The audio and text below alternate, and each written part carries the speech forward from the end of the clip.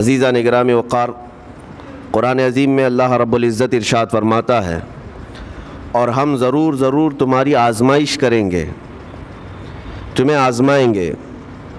کن چیزوں سے آزمائیں گے؟ تمہارا امتحان ہوگا۔ 4 چیزوں کا ذکر اس آیت میں آیا ہے۔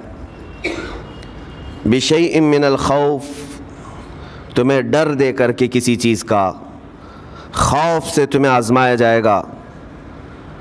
والجوع، اور بھوک کے ذریعے سے آزمایا جائے گا۔ ونقص من الاموال، اور مال کی کمی کے ذریعے سے تمہیں آزمایا جائے گا۔ مال گھٹ جائے گا، فاقہ ہوگا، اس طرح سے تمہیں آزمایا جائے گا۔ والانفس والثمرات، اور کچھ جانوں کے ذریعے سے تمہاری آزمائش ہوگی۔ جانوں سے مراد کیا ہے؟ کسی عزیز کی جان چلی جائے گی تمہارے آنکھوں کے سامنے، تمہارے گھر والوں کی موت تمہارے لیے بڑی آزمائش ہے، تمہارے لیے ایک بڑا امتحان ہے۔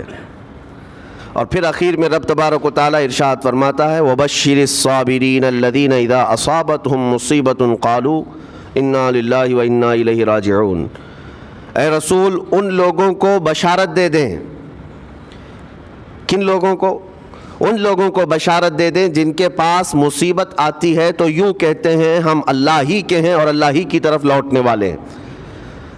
مصیبتوں کے وقت جنہوں نے کہا انا للہ و انا الیہ راجعون، رب تعالیٰ فرماتا ہے رسول انہیں بشارت دے دیجیے۔ کس بات کی بشارت؟ کس بات کی خوشخبری؟ اولئک علیہم صلوات من ربہم ورحمہ واولئک هم المہتدون۔ اللہ فرماتا ہے یہ وہ لوگ ہیں جن پر ہمیشہ اللہ کی رحمتیں اترتی ہیں۔ جنہوں نے انا للہ و انا الیہ راجعون کہا، یہ وہ لوگ ہیں جن پر اللہ تبارک و تعالیٰ کی طرف سے ہر وقت رحمتیں اترتی ہیں، اور یہی لوگ ہدایت پائے ہوئے ہیں، یہی لوگ ہدایت والے لوگ ہیں۔ اس پوری آیت کے اعتبار سے اگر میں آپ کو بتاؤں تو پتہ یہ چلے گا، رزلٹ اس کا یہ ہے کہ مصیبتوں کے وقت صبر کرنا یہ ہدایت ہے۔ ہدایت، اگر آپ ہدایت پر ہیں یا نہیں یہ دیکھنے کے لیے مصیبتوں کے وقت ہی آپ کو دیکھا جائے گا۔ گھر میں کسی کا انتقال ہو جائے اور پھر دیکھا جائے گا کہ تمہاری زبان سے الفاظ کیا کیا نکلتے ہیں، تم شکایتیں کن کن باتوں کی کرتے ہو، پھر دیکھا جائے گا ہدایت پر ہو یا گمراہ ہو۔ ایک روایت میں یہ بھی ہے کہ جب کسی کے بچے کا یا کسی کے بھائی کا یا باپ کا انتقال ہوتا ہے گھر میں، تو جنازہ اٹھانے سے پہلے ہی وہاں ایک فرشتہ آتا ہے۔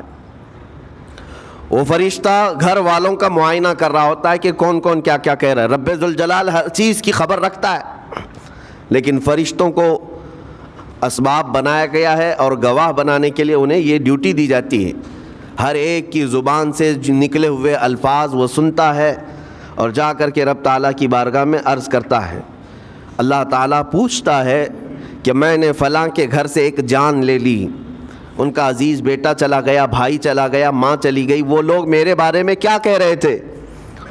فرشتہ کہتا ہے اے رب ذوالجلال، ان لوگوں کے زبان پر شکر کے الفاظ تھے، وَإِنَّا لِلَّهِ وَإِنَّا إِلَيْهِ راجعون کہہ رہے تھے، اور وہ صبر کر رہے تھے۔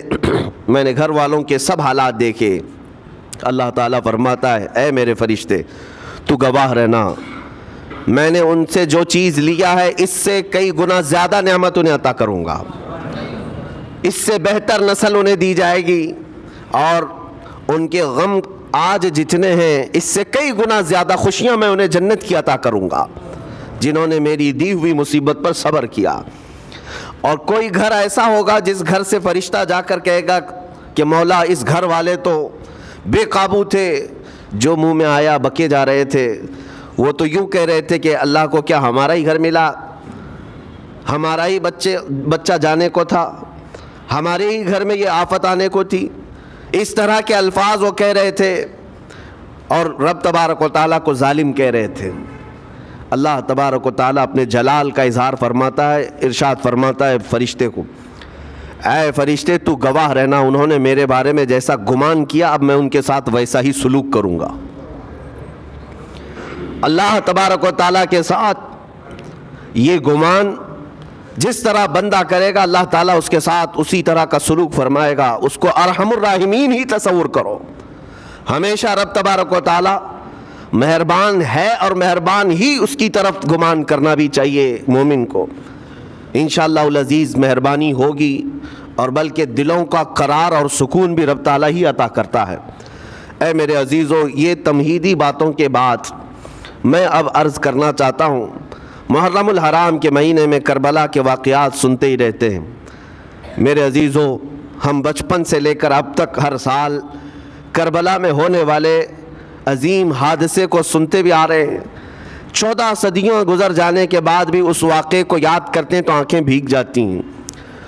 اس میدان میں، وہاں کے ریگزاروں میں رسول کریم صلی اللہ تعالیٰ علیہ وسلم کے اہل بیت کا جو امتحان تھا وہ کتنا سخت تھا، کتنا کٹھن تھا. کسی ایک کے ساتھ کوئی معاملہ ہو جائے تو سمجھ میں آئے. امام عالی مقام سید الشہداء امام حسین رضی اللہ تعالیٰ عنہ کو کتنا بڑا امتحان دینا پڑا ہوگا. ایک نہیں، اپنے خاندان کی 29 لاشیں انہوں نے اٹھائی ایک دن کے اندر، اپنے خاندان کی. پھر دوسرے ان کے اصحاب اور رسول اللہ کے صحابہ بھی اس میں موجود ہیں اور دوسروں کے بچے بھی اس میں موجود ہیں. کل ملا کر 72 لوگوں کی وہاں پر جانیں گئی ہیں. شہادت کا جام انہوں نے نوش کیا ہے، لیکن ہر گھڑی امام حسین ہر موت کو دیکھتے رہے. آج کبھی تصور کرنا ہمارے گھر میں کسی ایک فرد کا انتقال ہو جائے تو گھر پورا عجیب سا ہو جاتا ہے، پورے گھر کا سکون غارت ختم ہو جاتا ہے. ہم میں سے کوئی کھانا پینا نہیں چاہتا ہمارے باپ کا انتقال ہو یا بیٹے کا انتقال ہو یا بھائی یا ماں کا انتقال ہو. لیکن امام حسین کی وہ بات مجھے یاد آتی ہے جب اپنے جوان بیٹے علی اکبر کی لاش پر گھوڑے دوڑتے ہوئے بھی دیکھ رہے تھے. اپنے سگے بھتیجے امام قاسم کا سر الگ کر دیا تھا یزیدیوں نے اور اس سر کو اپنی گود میں رکھ کر کے بیٹھے ہوئے تھے. اپنے سگے بھائی حضرت عباس علمبردار کے، ان کے آنکھوں کے سامنے دونوں ہاتھ کاٹے گئے تھے اور حضرت عباس کے سینے میں نیزہ مار کر کے انہیں گرایا گیا تھا. اتنا ہی نہیں میرے عزیزو، امام حسین اس خونی منظر کو اپنی آنکھوں سے دیکھیں جب 6 ماہ کے علی اصغر کو لے کر پانی طلب کرنے گئے تھے تو یزیدیوں نے گلے پر تیر ایسا لگایا تھا کہ خون کا فوارہ مولا حسین کے چہرے پر آ کر لگ گیا. پورے کربلا کے واقعات پڑھنے کے بعد میں نے محسوس کیا اتنے پورے واقعے گزر جانے کے بعد بھی ایک چیز کربلا میں نہیں ہوئی، باقی سب آفتیں آئی ہیں، ایک چیز نہیں ہوئی. وہ کیا ہے؟ امام حسین کے زبان سے کوئی شکایت نہیں ہوئی، کوئی شکوہ نہیں تھا. یہ نہیں تھا کہ سارے بجلیاں ہم پر گر پڑی ہیں، اس خاندان کا کون ہے؟ سوائے زین العابدین کے اس پورے خاندان میں کوئی مرد باقی نہیں رہا.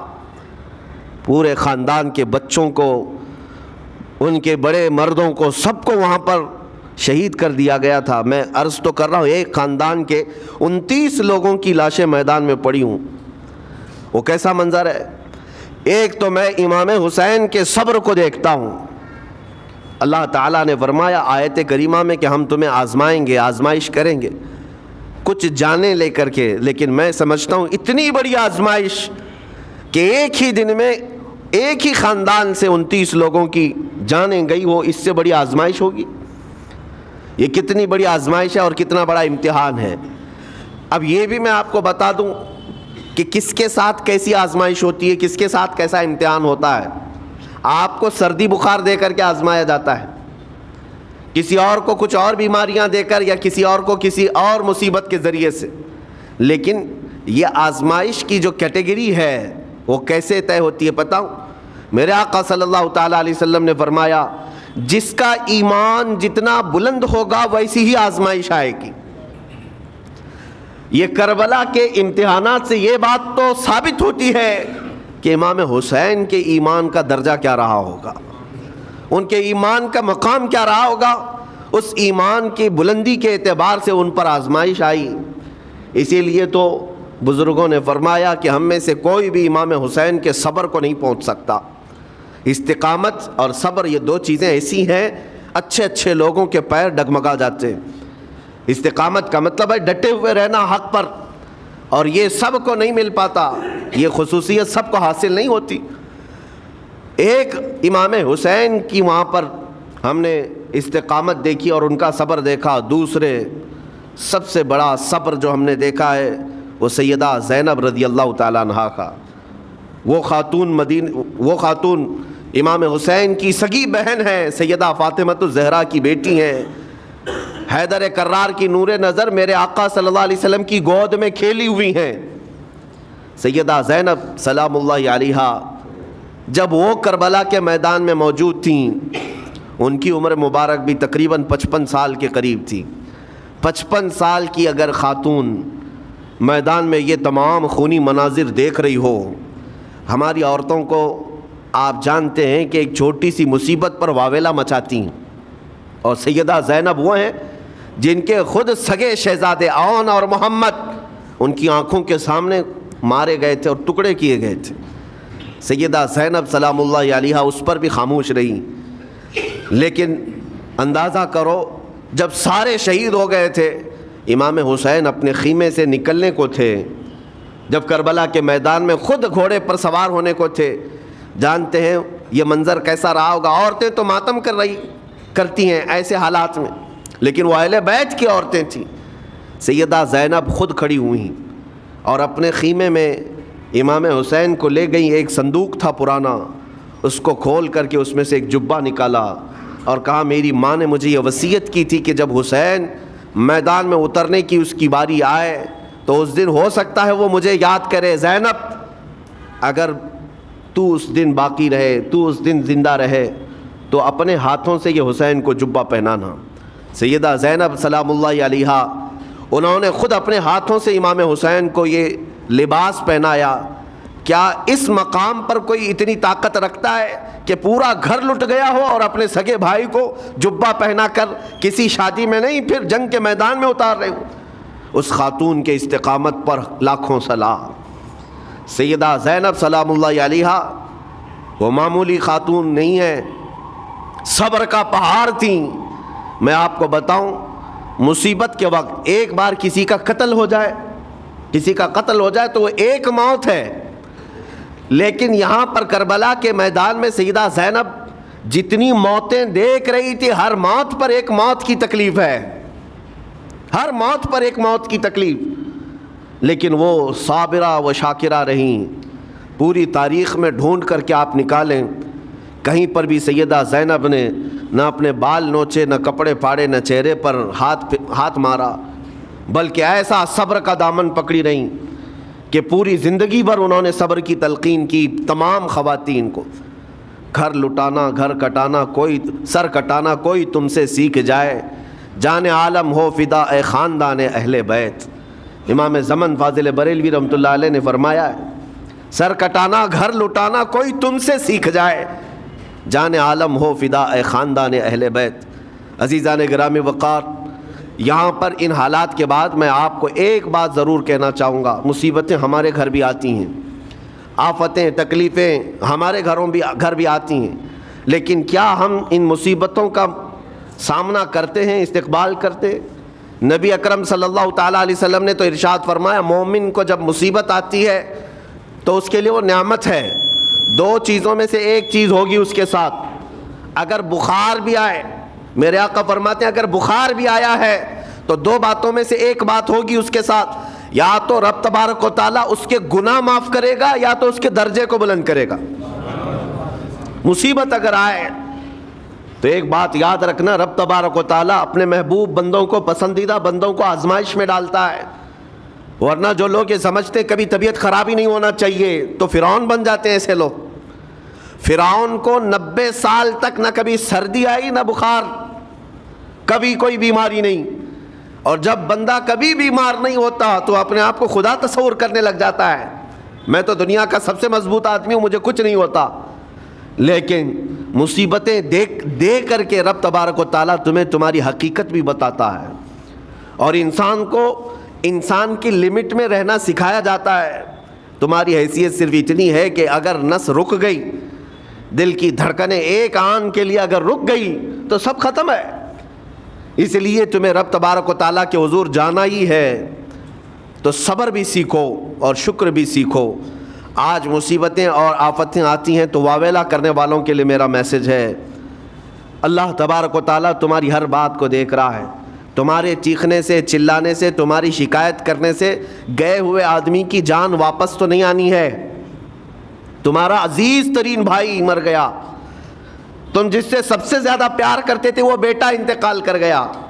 مجھے بتاؤ، تم 10 لوگوں میں چیخو گے، چلاؤ گے، رب تعالیٰ کے حضور بری بری باتیں بھی کرو گے، تو کیا وہ گئی ہوئی جان واپس آ سکتی ہے؟ میرے عزیزو، یہ وہ حکومت نہیں ہے کہ تمہارا احتجاج کرنے پر قانون واپس لے لیا جائے. تمہارے سب مل کر کے پروٹیسٹ کرنے سے حکومتیں اپنے فیصلے واپس لے سکتی ہیں، لیکن وہ رب ذوالجلال شہنشاہ اعظم کا قانون ہے. وہاں نبیوں کی بھی جو روح لی گئی، وہاں پر اللہ تبارک و تعالیٰ نے اپنے محبوب نبیوں کی بھی روح کو قبض کرنے کا حکم دیا. تو کیا سب کے غم منانے سے وہ روحیں واپس کرنے کا فیصلہ کیا گیا ہے؟ نہیں میرے عزیزو، اس عالم میں، اس کائنات میں پھر کوئی ہمارے رونے چیخنے چلانے سے واپس نہیں آتا. ہاں، غم کرنا اپنی جگہ پر ہے، لیکن غم کا شرعی طریقہ کیا ہے؟ میرے آقا صلی اللہ تعالیٰ علیہ وسلم نے بھی غم فرمایا. آپ کے عزیز بیٹے سیدنا ابراہیم جب انتقال کر گئے، میرے آقا کی آنکھوں میں آنسو تھے. حضور پاک صلی اللہ تعالیٰ علیہ وسلم کی آنکھوں کے سامنے سیدہ خدیجۃ الکبریٰ کا انتقال ہوا. حضور غمگین تھے، لیکن غم کا مطلب کبھی یہ نہیں ہوتا کہ اللہ کی بارگاہ میں شکایت کریں، تو نے میرے ساتھ ایسا کیوں کیا؟ یعنی تم حکم دو گے، رب تبارک و تعالیٰ کو تم مشورہ دو گے کہ کس کے ساتھ کیا کرنا ہے. اس لیے ان مواقع پر ہم سب کی آزمائش ہے، ہمارا امتحان ہے. ایسے معاملات جب بھی آتے ہیں، دیکھیں میں آپ کو ایک اور باریک بات بتا دیتا ہوں. یہ ہم آج تقریر کر رہے ہیں، ہو سکتا ہے آپ بھی سن رہے ہیں اور اچھی طرح سمجھ رہے ہیں، لیکن خود کے گھر پر جب آ جائے تو تقریر بھی یاد نہیں رہتی، نصیحت بھی یاد نہیں رہتی، غم کا غلبہ زیادہ ہو جاتا ہے. ایسے اوقات میں حکم کیا ہے مومنین کو؟ میرے گھر پر، میں جانتا ہوں شکایت نہیں کرنا چاہیے، میں جانتا ہوں غموں کے وقت صبر کرنا چاہیے، پھر بھی اگر میرے گھر میں آ گئی مصیبت تو مومنین کے لیے حکم یہ ہے کہ تم نے اب تک جو سنا تھا حدیثیں وغیرہ اس کو یاد دلاؤ. یعنی مجھے یاد دلاؤ. یہ مت سوچو کہ مولانا صاحب ہیں، مفتی صاحب ہیں، امام صاحب ہیں، ان کو تو سب معلوم ہوگا. غم کا غلبہ جب آ جاتا ہے تو اچھوں کو یاد نہیں رہتا. مومنین کو کہا گیا ہے کہ وہ یاد دہانی کریں، جائیں غموں کے وقت ان کی حالت دریافت کریں اور انہیں صبر کی تلقین کریں. ہر ایک کے لیے ضروری ہے. یہ سوچ کر کے پیچھے نہیں ہٹا جائے گا کہ یہ تو بہت جانکار لوگ ہیں، یہ بہت پڑھے لکھے لوگ ہیں، ان کو تو سب پتہ ہے. نہیں، بلکہ حکم یہ ہے کہ جس کے ساتھ بھی مصیبت آئے، مومنین، دوسرے مومنین اسے صبر کی تلقین کریں، اسے جا کر کے حوصلہ دیں اور اسے تسلی دیں. اب میں آتا ہوں ان باتوں کی طرف جو لوگ مصیبتوں کو برا سمجھتے ہیں. ایک صحابی تھے، ان کی شادی ہو گئی، ایک صحابیہ سے نکاح ہوا تھا مدینے میں. سال بھر خوشحالی سے گزرتے رہے، بہت اچھے دن گزرے. سال ختم ہونے کو تھا کہ خاتون جو ہے لڑائی کرنا شروع کر دیتی، کہتی مجھے تمہارے ساتھ رہنا نہیں، مجھے طلاق چاہیے، ڈائریکٹ طلاق. تو اس صحابی نے کہا ہوا کیا؟ وہ صحابیہ کہتی تھی نہیں مجھے تمہارے ساتھ رہنا نہیں. اس صحابی نے کہا ٹھیک ہے، اگر ایسا ہی ہے تو حضور پاک صلی اللہ علیہ وسلم کے پاس چلتے ہیں، وہاں جا کر فیصلہ کرا لیں گے. تو وہ صحابیہ مان گئیں، کہا چلو چلتے ہیں. تو دونوں چلے جا رہے تھے اپنے گھر سے حضور پاک صلی اللہ علیہ وسلم کے دربار میں فیصلہ کروانا ہے. چلتے وقت راستے میں ایک پتھر سے ٹھوکر لگ گئی اس صحابی کو، اور اتنی تیز ٹھوکر لگی کہ ان کا ناخن اکھڑ گیا. اب وہ ان کی خاتون جو بیوی صحابیاں ہیں، وہ فوراً اپنے دوپٹے کا کپڑا پھاڑ کر کے انگلی کو باندھتی ہیں اور خون روکتی ہیں، اور اس کے بعد کہتی ہیں چلو واپس گھر چلتے ہیں. گھر واپس آنے کے بعد وہ کہتی مجھے طلاق نہیں چاہیے، ساتھ میں رہوں گی. کہا عورتوں کا موڈ، عورتوں کا اس طرح کا فیصلہ، کیا بات ہے؟ وہ صحابیہ کہتی ہے میں نے سنا ہے کہ جب کبھی کوئی بندہ بیمار نہیں ہوتا تو اللہ اسے پسند نہیں کرتا. میں نے جب سے تم سے شادی کی ہے سال بھر ہو گئے، ایک بار بھی تم کو بیمار ہوتے نہیں دیکھا. مجھے ایسا لگنے لگا کہ کہیں تم اللہ کے ناپسندیدہ بندے تو نہیں ہو، اس لیے میں تمہارے ساتھ نہیں رہنا چاہتی تھی. اب جب راستے میں ٹھوکر لگ کر ناخن اکھڑ گیا تو مجھے احساس ہوا کہ اللہ تجھے بھی پسند کرتا، میں تیرے ساتھ رہنے کو تیار ہوں. وہ صحابیہ تھیں. میرے عزیزو، اس کا مطلب یہ نہیں کہ ہم آپس میں ایک دوسرے کے بیمار ہونے کی انتظار میں رہیں. شوہر یہ سوچے کہ میری بیوی بیمار کیوں نہیں ہوتی، اور بیوی یہ سوچتی رہے کہ میرا شوہر بیمار کب ہوگا. وہ توکل کا اعلیٰ درجہ ہے. انتظار اور تمنا مت کرو بیمار ہونے کا، بلکہ بیماری آ جائے تو اللہ کا شکر ادا کرو. مومن کے لیے یہ قید خانہ ہے، زیادہ آسائش اور آرام کی فکر نہ کرو. یہ دنیا مومن کے لیے قید خانہ ہے. اسی لیے شاعر نے کیا خوب کہا، جب کسی کا انتقال ہوتا ہے، ایک سچے مومن کا انتقال ہوتا ہے، تو لوگ کہتے فلاں مر گیا فلاں مر گیا. تو ایک شاعر نے بہت اچھے انداز سے کہا ہے کہ کون کہتا ہے کہ مومن مر گیا؟ جو سچا مومن ہے اس کے لیے کہہ رہا ہوں. اس شاعر نے کہا کون کہتا ہے کہ مومن مر گیا، قید سے چھوٹا وہ اپنے گھر گیا. حقیقت تو یہ، قید سے چھوٹا وہ اپنے گھر گیا. یہاں دنیا میں زیادہ آسائش، زیادہ آرام کی طلب انسان کو مغرور بنا دیتی ہے، تکبر والا بنا دیتی ہے، گھمنڈی بنا دیتی ہے. اور اللہ تبارک و تعالیٰ کی بارگاہ میں ہمیشہ سر بسجود رہنے والا وہ بندہ ہے جو مصیبتوں میں گھرا رہتا ہے. کچھ نہ کچھ مصیبتیں ایسی ہیں جو تمہیں مسجد تک لاتی ہیں، قرآن تک لاتی ہیں، تسبیح تک لاتی ہیں. اور کوئی مصیبت نہ ہو، کوئی تکلیف نہ ہو تو پھر جلدی بندہ اللہ کو بھی یاد نہیں کرتا. اسی لیے رب تبارک و تعالیٰ کی بارگاہ میں کچھ فرشتے ایسے ہیں، جب تم رو رو کر کے دعائیں کرتے ہو پھر یہ کہتے ہو میری دعا ہی نہیں قبول ہوتی، مولانا آپ کیجئے، میں تو کب سے یہ دعا مانگ رہا ہوں، میری تو دعا ہوتی ہی نہیں، اور آپ کہتے ہیں اللہ تعالیٰ بہت جلدی دعا قبول کرتا ہے. یہ نا امیدی تمہاری اللہ تعالیٰ کی ذات سے ہرگز جائز نہیں. لیکن میں وجہ بھی بتا دیتا ہوں. کچھ فرشتے ایسے ہیں جو تمہاری دعائیں سن سن کر کے اللہ سے کہتے مولا یہ بندہ کتنا مانگ رہا ہے، تو قبول کیوں نہیں کرتا؟ رب تبارک و تعالیٰ یہ جو مانگ رہا ہے اسے دے کیوں نہیں دیتا؟ رب تعالیٰ فرماتا ہے فرشتوں میں بھی سن رہا ہوں اس کے مانگنے کو، اس کی دعاؤں کو.